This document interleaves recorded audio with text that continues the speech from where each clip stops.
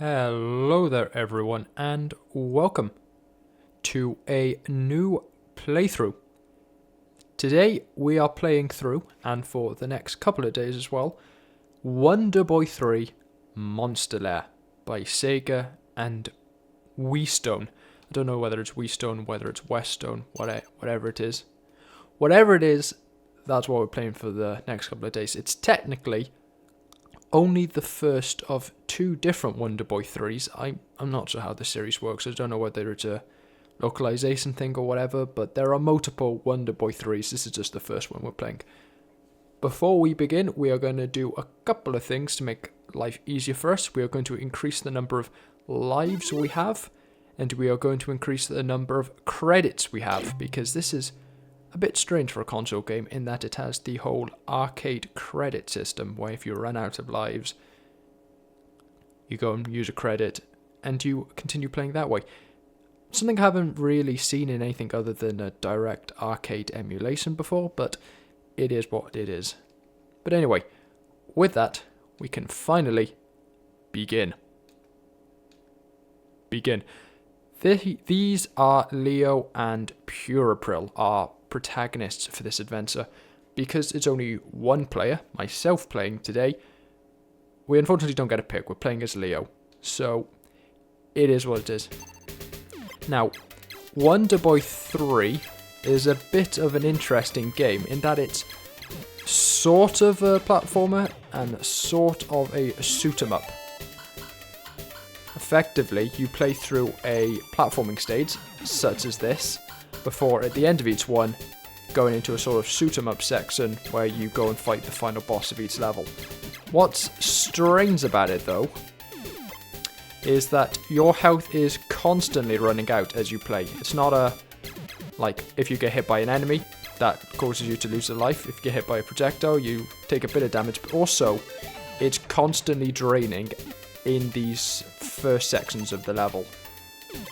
And to keep it topped up, we need to go and collect food and these capsules, which contain different sub-weapons, or main weapons, different modifications for our weapon. And I messed up there. I kind of got backed into a corner trying to fight that seal without a proper ranged weapon, because the weapon we were using, the missile, has very poor range. Here are some pelicans. They're pretty easy to deal with. These are the Southern Isles, the first levels of the game, and they're pretty easy in all honesty. There's nothing here that's too dangerous or scary. There's a couple of enemies, but that's really it. I'll try and list all the weapons we got. So this is Fireball. It attacks in front and behind us. This is Missile. Very powerful weapon, but it is also very limited range. You can shoot food to effectively charge them up so that they drop multiple pieces for extra points, which gets us more lives eventually. And then as you can see, we finished the level, we move on to a shoot 'em up section. Now at this point our health no longer drains, so we only need to collect sub-weapons for regaining health, because they still do give you health, you're not having it drained automatically, but you can still collect things to gain more health, or to destroy enemies more easily. So for example, if you have a particular liking for a particular sub-weapon, you want to try and get that. And then we come against the first boss of the game. First of 9. As you can see, hitting an enemy kills us immediately.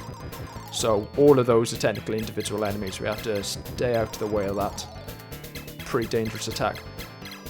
But this is the first of 9 bosses of the game. It's pretty easy, to be honest. It's only got the one attack, as you can see.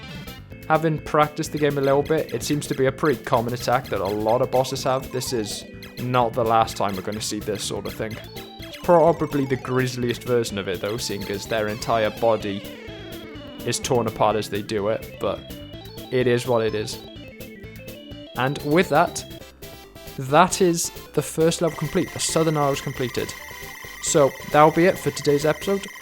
I hope you enjoyed. Thank you for watching. I'll see you next time as we take on the jungle. But for now, adios and ciao.